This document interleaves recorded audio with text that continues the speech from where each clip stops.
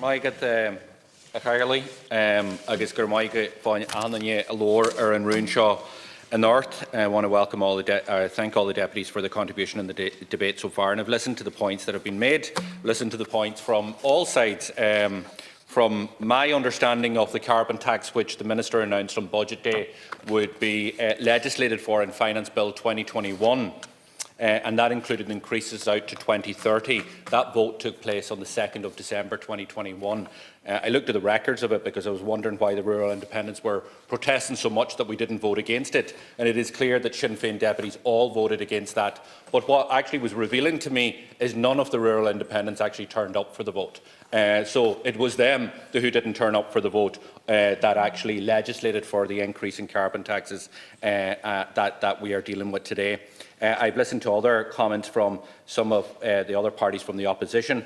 And particularly Deputy O'Callaghan. The one thing I would say to Deputy O'Callaghan is we're not suggesting that this is the issue that deals with the cost of living crisis. We put forward proposals, unlike that party, to deal with those issues, and many of them, including some that they are now supporting, such as the reduction in VAT for a period, is to be welcomed. But what we do believe is that the motion before us, which is focused, is about the principle of do no harm.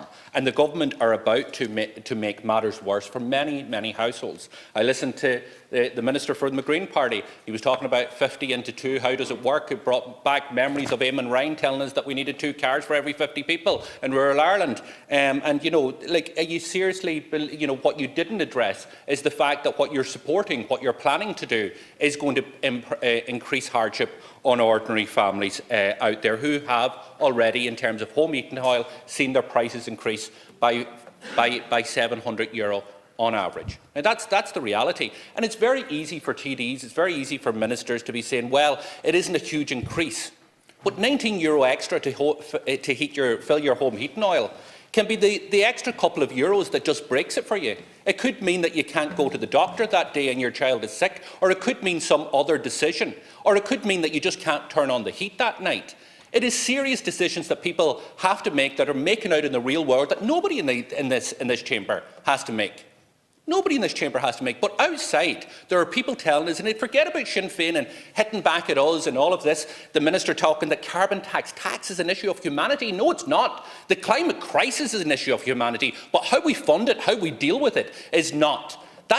The idea that carbon tax is the be-all and end-all is absolutely nonsense.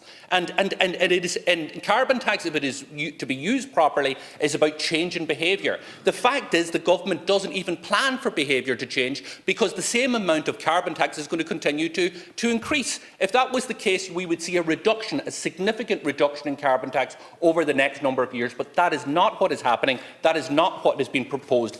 And the Minister didn't deal with the issue.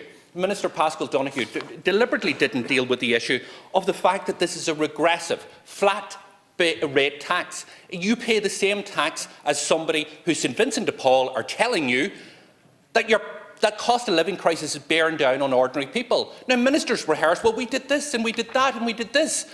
But St Vincent de Paul are out there in the front line. Other organisations are out there in the front line and they're saying this is not enough. So what this motion before us today is saying, let's not make matters worse. Very, very simple. Let's not make matters worse. Pascal, you're shaking your head, but you're going to increase the cost of home heating oil in a couple of weeks' time. You're going to increase the cost of gas in a couple of weeks' time. And some families are saying, I can't take that. I can't take that anymore. So that does make it worse for them. Maybe not for you. You can absorb that. For many other people, it makes matters worse.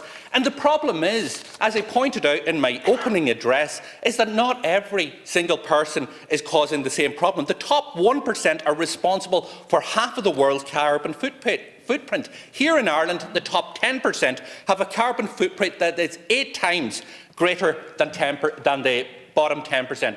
But what are you planning to do? What does government plan to do? What does Minister Donoghue do?